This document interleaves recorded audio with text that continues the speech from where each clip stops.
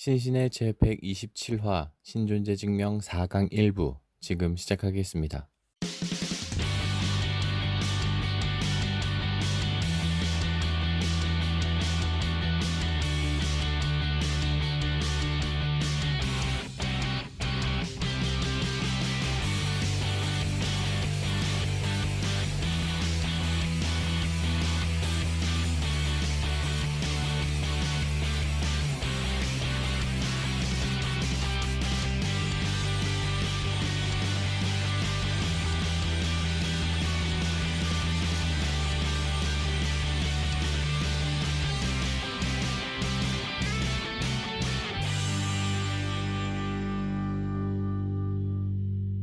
저희 신신의 계속 또 신존재 증명 계속 가고 있습니다. 네. 박태수 목사님 나와주셨습니다. 안녕하세요. 네, 저희가 저번 시간까지는 데카르트, 예. 나는 생각한다, 고로나는 존재한다인가요? 예. 네, 그거 있었죠. 그러면서 뭐 스콜라 철학 이야기도 하고, 예. 그러면서 제가 기억 남는 거는 그 환경, 예. 그 당시 역사, 사회 속에서 데카르트도 빠져나오기는 어려웠다. 예. 음. 뭐 이제 데카르트가 완전히 빠져나와야 된다고 하는 거는 이제 교회의 그림자에서 그렇죠.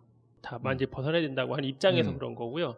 뭐 그거 교회 전통을 중요하게 여기는 사람은 데카르트도 교회의 전통과 그런 가르침을 무시하지 않았다, 존중했다. 그만큼 이제 교회가 그 신에 대한 사상이나 그런 관념이 뭐 시간이 흐르거나 아니면 어떤 상황에도 특별히 변하지는 않는다라고 뭐 그렇게 볼 수 있는 거죠. 근데 그러니까 아마 교회가 타락한 거지. 교회의 어떤 도덕적이고 그런 거 타락한 것이지. 거기에서 논의되고 있는 신에 대한 개념, 또 신존재가 부정되는 것은 아니다. 그러니까 이 신존재 증명 계속 이야기를 하다 보면은 그런 질문들을 계속 상기하게 되거든요. 어떤 거냐면은 이성이 있는데 뭐하러 신을 믿겠느냐. 예. 그리고 철학자 같이 이성적으로 발달한 사람들은 결국에는 마침내는 신의 존재를 부정할 것이다. 예. 라는 이야기들을 사실 많이 하잖아요. 예. 근데 철학가로서의 굉장한 뭐 명망이 있다고 하는 예. 이 사람들은 그러면 신의 존재를 부정하지는 않은 거죠. 그러니까 부정하는 사람도 많고요. 긍정하는 사람도 많습니다. 그러니까요. 그러니까 이성이 뛰어나고 뭐 지성이 뛰어나면 신을 안 믿는다라고 하는 그렇게 단정을 지을 수는 없는 거죠. 그렇게 단정 지을 수 없는 네. 거다. 그러니까 뭐 우리가 이제 나중에 과학자들도 언급을 하겠는데 그냥 그런 얘기를 해요. 과학자들 중에서 무신론자의 수는 트럭 운전사들 중에서 무신론자의 수와 같다. 뭐 트럭 운전사를 비하하는 게 아니라 그렇죠. 예. 그러니까 어떤 분야에 있던 사람들인 간에 그게 어느 분야에 있던 어떤 분야에 있던 어떤 지식을 가졌건 그냥 어떤 사람을 믿고 어떤 사람을 안 믿는다. 근데 이제 안 믿는 사람들 입장에서 반대하는 거는 대부분이 그거예요. 윤리적인 문제들. 그렇죠. 네. 교회와 그리스도인들의 그런 교회의 그런 추악한 역사, 쉽게 말해서 교회의 부패와 어떤 타락 네. 이런 것들 때문에 오늘날 보여주는 그리스도인들의 그런 황당한 죄. 음. 그리고 또 하나는 나도 한때 믿었었는데 내가 간절히 기도했는데 소중한 사람을 네. 잃고 나는 응답받지 못했다. 그래서 이제 신을 부정하는. 그렇게 신을 부정하고 나면 난 그것 때문에 신 없다라고만 말할 수는 없잖아요. 네. 그건 보통 사람은 그렇게 하겠지만 지성적인 사람은 거기에 또 근거를 대야 되잖아요. 그럼 이제 그것에 따른 지성적인 근거가 뒤따라오는 형식이에요. 근데 반대로 신을 안 믿다가 네. 신을 무슨 누가 신을 믿어 이렇게 막 흔히 비판하다가 신을 믿게 된 사람들은 논리와 지성 때문에 신을 믿어요. 그렇겠네요. 예, 그렇게 대표적인 사람들이 꽤 있습니다. 그 원래 기독교계에는 많이 알려져 있고 뭐 일상 사람들도 많이 알겠지만 C.S. 네. 루이스 그렇죠. 이 사람도 원래는 무신론자였다가 갔죠. 영국의 대표적인 무신론 철학자였던 안토니 플루도 그 사람의 대표적인 무신론자거든요. 그분 죽기 얼마 전에 유신론자로 돌아섰죠. 물론 이제 그분이 완벽하게 자기가 믿는 신이 성경에서 말하는 예수를 통해서 하나님을 믿는 것까지 가지는 않았지만 그는 유신론적으로 아직 돌아섰습니다. 궁금하네요. 그 사람은 왜요? 그 사람이 그 얘기를 해요. 자기의 지성의 흐름을 따라 쭉 오다 보니 결국은 신이 있는 곳으로 왔다는 거예요. 그래서 그분이 미리 얘기하게 되는 거예요. 그분이 엄청나게 그 당시에 욕도 많이 먹었습니다. 아, 마지막에 바꿔서? 네, 왜냐면 그분을 뒤따라가던 무신론자들이 갑자기 이 산이 아니네 확 돌아서 버리니까 뭐 리차드 도킨스 같은 사람들도 엄청 비판 많이 했죠. 저 노인네가 드디어 이제 아, 그렇게 유명해진 사람이에요? 대표적인 사람이었으니까 평생을 무신론계에서는 대표적인 영국의 철학자였으니까 그러면서 학식이나 이런 것도 명망 높은 최고였죠. 네, 그러니까 따라가는 사람들이 다 황당한 거였죠. 근데 그분은 그냥 내가 뭐 신을 찾은 게 아니야. 그냥 내 모든 지식과 내 모든 이런 철학으로 길을 가다 보니 그곳에서 신이 있는 거죠. 아, 그러면은 방점을 신이 있다로 자기는 방점을 찍고 그리고 돌아가신 거예요? 네. 대단하네. 아니, 어떤 면에서는 대단하고 바꾸기 쉽지 않았을 것 같은데요. 그러니까 왜 그런 그렇죠. 연세 드신 분들은 마지막에 안 바꾸잖아요. 안 바꾸죠. 내가 지금 쓴 책이 그죠? 있는데. 그리고 내가 지금까지 말해놓은 게 있는데 이거를 그냥 닫고 가면 됐는데. 네. 그리고 이제 과학자 중에서는 폴 디렉이라고 하는 사람이 있습니다. 폴 디렉이 디렉이요? 폴 디렉? 아인슈타인과 같은 시대의 사람이에요. 근데 이제 아인슈타인은 워낙 유명하죠. 네네네. 디렉은 뭐 일반 사람들은 잘 모르고 이제 양자역학 공부하는 분들은 이제 디렉을 아인슈타인보다 훨씬 더 높게 생각하죠. 그 정도로 대단한 학자인데 그 사람도 20대 때는 유신론자들을 엄청나게 비판을 많이 했어요. 그러다가 이제 80세 때 갑자기 이거는 이 생명이 생긴다는 것은 이거는 신이 아니면 불가능하다. 네. 거기에 생명이 들어가네요. 네. 과학자로서 봤을 때 수많은 이런 일반 이런 물리 세계에서 이 사람은 물리학자니까 물리 세계에서 갑자기 생명이 어떻게 나타나지? 네. 그 도약을 뭘로 하시겠냐? 갑자기 없던 생명이 생긴다는 거였으니까요. 그거는 신의 존재가 아니면 불가능하다. 그분도 80세 때 돌아가시기 좀 전에 욕 많이 먹었죠. 그러니까 지성과 과학과 상식과 믿음을 정반대로 놓거나 뭐 시소 게임 하듯이 그것은 전혀 그렇지 않다. 근데 지금 말씀하셔서 생각을 별로 안 해봤는데 그 생명이 생긴다. 거기에서 의문을 그분은 가지셨었던 거잖아요. 뭐 모든 과학자들이 그죠? 다 거기에 관심을 쓰는 거죠. 근데 그 생각을 별로 안 해봤네요. 그러니까 너무 신이 있다고 생각하면은 신이 생명을 줬으니까 우리가 살아가는 거지라는 개념이 너무 많아서 그거에 대한 의문을 품지 않아서 그런지는 모르겠지만 생명이 어디서부터 오느냐. 뭐 이제 우리가 지금 보고 있는 게 존재론적 증명을 보고 있고요. 이제 다음 몇 번에 걸쳐서 보고 그다음에 이제 원인론적 증명 그리고 목적론적 증명을 볼 텐데 그 목적론적 증명에서 이제 과학자들이 굉장히 많이 등장하게 됩니다. 이 우주에 왜 우리가 있냐? 왜 있지? 왜 존재하지? 이런 형식의 모습들이 거기에서 이것이 아무런 목적도 없이 그냥 중구난방으로 진화되고 생기다가 이렇게 사람이 생명체가 태어났다고 보기에는 너무 오묘하다. 오묘하다. 설명이 안 된다. 설명이 안 되는 거죠. 근데 그렇게 되면 결국 신이 있는 거 아닌가? 그러니까 그것도 증명을 못 해요. 근데 신이 있는 거 아닌가로 시작한 것이 아니라 이 사람들은 그냥 쭉 가다가 보니 마지막에 신이 있는 거 아니야? 이러면 이렇게 되는 거니까 그 신을 생각하는 그 단계가 다른 거죠. 마지막에서 생각할 수밖에 없는 상황이 와버린 거예요. 그 상황에서는 많은 학자들은 그럼에도 불구하고 신을 없다라고 단정을 내리지만 또 많은 학자들은 신이 없다고 보기에는 좀 그게 우리도 무리가 있지 않겠느냐라고 얘기를 하는 거죠. 저희가 계속 얘기하는 거는 그런 것 같아요. 그러니까 신이 없다고 하든지 혹은 있다고 하든지 한쪽이 한쪽을 그냥 무식한 놈들 혹은 너네들은 그냥 이성이 없는 사람들 이렇게 비판할 사실 근거는 없다. 전혀 없습니다. 그게 되게 중요한 것 같아요. 그러면 저희가 저번 시간에는 데카르트까지 했는데 데카르트 좀 정리해 주시면 더 중요한 얘기가 좀 있을까요? 뭐 데카르트로 인해서 이제 교회에서 말하는 진리, 신이 주도권이 이제 철학자 쪽으로 넘어가는 상황이 되는 거고요. 엄청 유명한 사람이고 대단한 사람이네요. 그렇죠. 근대 철학의 아버지니까. 예. 이제 교회가 이제 그만큼 발언권이 이제 대폭 줄어드는 거죠. 그러면은 이때부터 철학의 부흥기 이렇게 막 시작되는 그렇죠. 거예요. 이제 근대 철학이 시작이니까 그다음부터는 이후에는 이제 유명한 신학자가 뭔가 말했다가 잘 말이 안 먹히는 상황이 되는 거죠. 아, 이제 유명한 철학자가 이런 말을 했다. 목사님이 이렇게 말씀하셨다. 그건 없어지고. 아니 끝난 거죠. 이제는. 목사님과 철학자가 둘 대담한다. 그러면 사람들이 뭐지? 저 목사님은 저 신부님은 뭐지? 이렇게 되는 거죠. 뭐 옛날에 치자면 뭐 어거스틴 이렇게 얘기했다. 그런 건 사라지고 이제 뭐 데카르트가 이렇게 얘기했다. 그렇죠. 칸트가 얘기했다. 그래야 그렇지. 그래야 신빙성도 있고 권위도 있고 책도 팔리고. 그렇게 되는 거죠. 교회 쪽은 싫었을 것 같아요. 싫죠. 지금 이런 모든 돌아가는 상황들이 엄청 싫었을 지금 것 사실 같아요. 싫어하잖아요.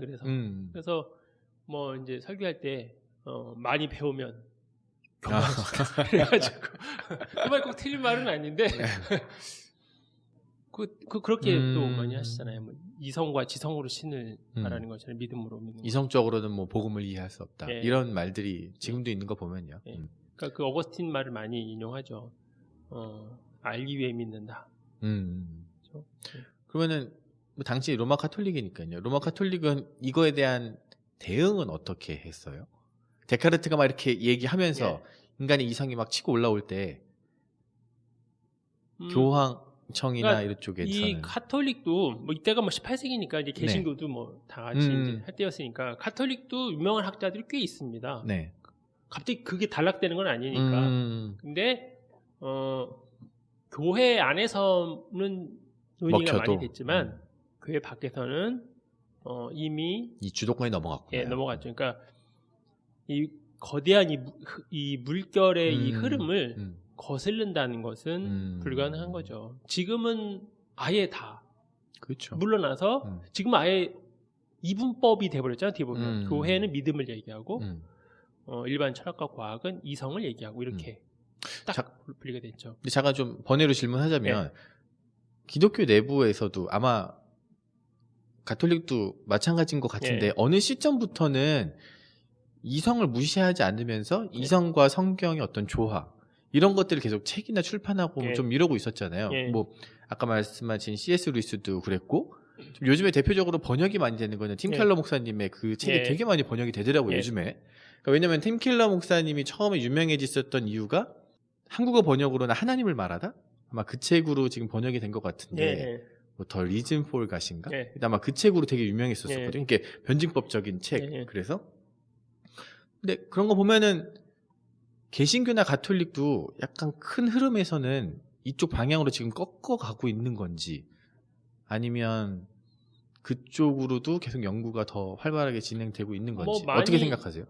그 팀 켈러 책 말씀하신 그 팀 켈러 책은 요즘 사람들이 보기에 딱 좋다는 느낌. 너무 막 그 학교로 나가지도 않고 너무 좋다. 그러니까 이게 그분도 이제 C.S. 루이스 영향을 많이 받았다고 스스로 얘기를 하니까, 그러니까 그런 책이 많이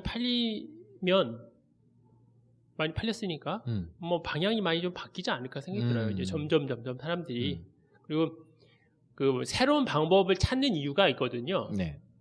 기존 방법을 하면 사람이 안 오면 새로운 방법을 찾습니다. 누구나 다 마찬가지니까. 그러니까 우리도 이렇게 하는 이유가 새로운 방법이 사람들이 안 오니까 많이 왔으면 우리 그냥 교회에서 있으면 되는 거잖아요. 그냥 주일학교 어떻게 하지?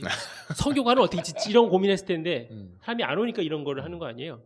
그러니까 기존 방법으로 사람들이 더 이상 교회에 문지방을 넘지 않으니까 시대적 요구일 수도 있을 거라는 생각도 해요. 뭐 우리가 좀 혹시 놓치고 있는 거 아닌가? 그리고 어거스틴도 잘못 인용된 경우가 많거든요. 그러니까 어거스틴이 무슨 믿음 뭐 순종 이런 거를 얘기만 했다고 생각을 하지만 그렇지 않거든요. 그분의 책을 읽어보면 지금도 수많은 철학자들이나 수학자들이나 과학자들도 그분 책을 읽고 거기서 영감을 얻어요. 그만큼 지성적으로도 굉장히 뛰어난 사람이었으니까 그렇게 놓치고 있는 것을 그러니까 예전에는 모든 신학의 최고봉이 모든 지식의 최고봉이 신학이었잖아요. 근데 이 이제 근대로 넘어오면서 뺏긴 거죠, 주도권을. 네. 그러니까 좀 역설적으로 그런 지성과 상식과 이성을 점점 좀 터부시하고, 그렇죠. 예, 그건 딴 쪽에서 가져가고, 그 외에는 우리는 오직 믿음, 오직 성경. 루터가 말한 그것도 사실 그런 뜻은 아닌데도 불구하고 그렇게 하면서 더 좀 고립이 되는 상황인 거죠. 근데 저 학교 다닐 때 신학생들이 그래도 좀 많이 읽으려고 노력했지만 잘 읽지 못했었던 것 중에 하나가 C.S. 루이스의 그 순전한 기독교였거든요. 예. 근데 되게 좋았었어요. 예. 왜냐면은 굉장히 이성적으로 예. 그리고 하나님의 계심을 그리고 기독교가 가지고 있는 가치를 되게 잘 설명했다라고 저는 생각을 하는데 그거 보기 되게 어려웠거든요. 그리고 싫어하는 사람들은 되게 싫어하더라고요. 네, 그리고 일반 사람들은 그거를 보는 것 자체가 일반 사람들이 잘 안 읽는 책이었었어요. 그런 거는. 근데 이제 그게 한 15년 정도 전이었었으니까. 근데 지금은 많은 성신도 혹은 사역자가 아닌 분들도 예. 팀 켈러 목사님의 그런 어떤 책들을 많이 본다는 거는 예. 아까 말한 것처럼 많은 분들이 그런 것에 목말라 하는 것라는 증거도 될 수 있을 것 예. 같고 또 필요하다? 필요하죠. 그러니까 뭐 사람이 많이 모여 있을 때는 교회 막 몰려올 때는 그런 게 의미가 없죠. 뭐 굳이 뭐 네. 하나님이 어떻느냐 그게 아니라 이 공간을 어떻게 활용할 것이며 어떻게 더 이 사람들이 상담할 것이며 이런 식이었잖아요. 근데 상담할 사람도 줄어들고 오는 사람도 줄어들면 그 다음에 새롭게 전도를 해야 되는 건데 네. 전도의 방법을 어떻게 할 것이냐 하다 보니 당연히 그쪽으로 갈 수밖에 없잖아요. 네. 그동안에 이제 한 방향으로 달렸다면은 좀 다른 방향도 한번 생각해 보고 예. 좀 아까 말씀하신 것처럼 좀 놓친 게 있으니 예. 좀 그런 것도 좀 다시 보충하는 지금 그런 시기가 아닐까라는 생각을 좀 해보네요. 교회를 안 다니는 사람들은 교회의 염증을 느끼는 이유가 일단 비도덕적인 모습들, 목사님들 이 집 말하면 빵빵 터뜨려 주시는 네. 그런 게 있잖아요. 그리고 그것이 싫었을 때에 성경에서 보이는 어떤 불합리적이라고 생각할 수 있는 그런 구절들, 그리고 많은 사람들이 신이 없다고 지성적으로 얘기했던 그런 책들 속에서 교회나 신 자체가 비성적인 것으로 이렇게 돼버리잖아요. 네네. 그러니까 그런 이야기를 들은 신실한 그리스도인들은 더 사실 자꾸 위축되거든요. 그러니까 지성적으로 파보기보다는 그냥 안전하게 자기들끼리 모여서 서로 안심하는 거죠. 예, 우리가 옳다. 쟤네들은 하나님 뜻을 모른다. 이렇게. 안에 있을 때는 행복하잖아요. 그렇죠. 나오면 불안하고 다시 또 교회로 도망가는 형식인데 그렇게 할 필요가 없다. 예, 이성과 지성을 뭐 만약에 신과 관계없다고 하면 그럼 뭐 하나님은 뭐 어떤 분이시라니 하나님 맨날 뭐 드라마 보면서 눈물 펑펑 흘리시는 그런 분이신가? 그럴 수는 없잖아요. 그렇죠. 그리고 또 우리에게 이성과 지성 이런 감성 모든 걸 주셨다면은 그걸 통해서도 저희들이 좀 활용할 수 있는 거니까요. 예. 그러니까 여러 분야에서 뭐 과학이건 철학이건 뭐 어떤 역사건 어느 분야에서건 신실한 그리스도인들이 다 있거든요. 네. 근데 그 사람들이 활동할 수 있는 그런 장이 없었죠. 예.